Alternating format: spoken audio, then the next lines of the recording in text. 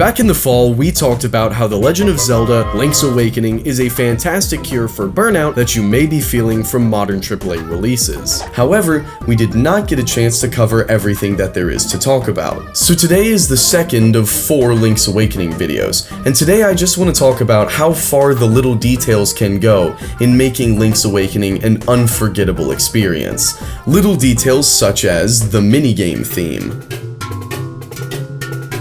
Now, the minigame theme is a very catchy tune on its own, but it also has multiple variations throughout the game. The first time you'll hear it in the minigame shop.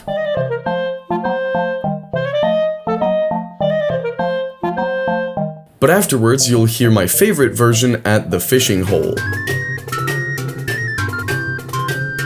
And there's even a bonus version when you find the Fisherman under the bridge later in the game.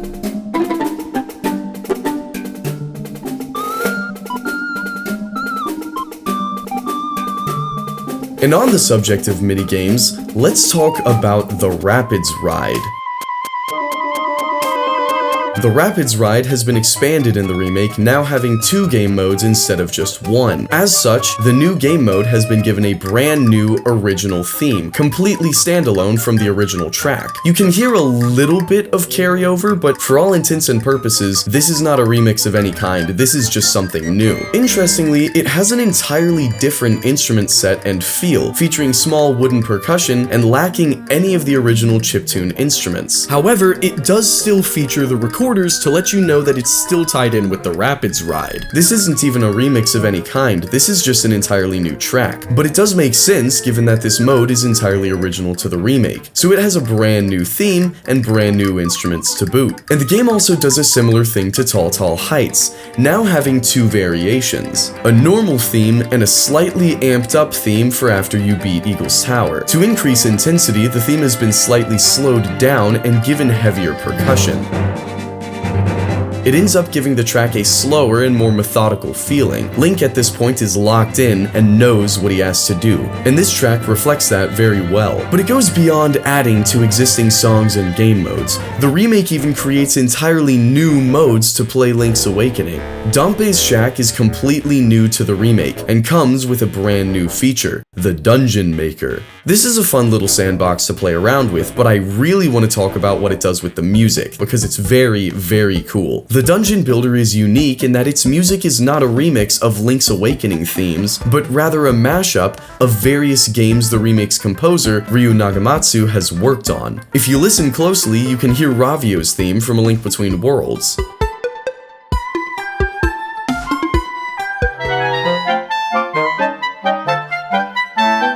And even the Lorule theme is in there for good measure.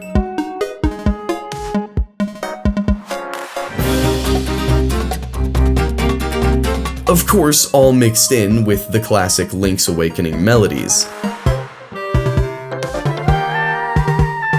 All in all, it's a neat little swan song to all of the different tracks Ryu Nagamatsu has made in the franchise. But as cool as that is, my favorite tiny detail Link's Awakening added has got to be the new tracks added for the player's adventure with Marin.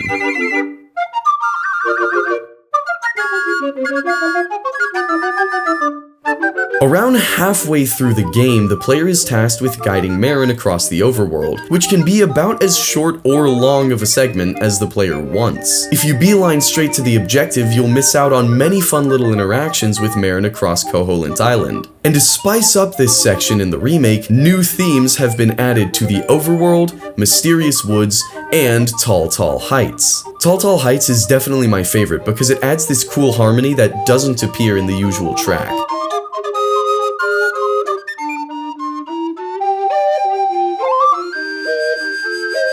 Ironically, despite this version featuring recorders, I think this harmony adds a little bit more intensity to the theme. And I think it's a very neat detail that you'll only get to hear this if you actually bring Marin up to the mountains. It's nothing huge, but it is another fun little way to reward the player's curiosity and exploration.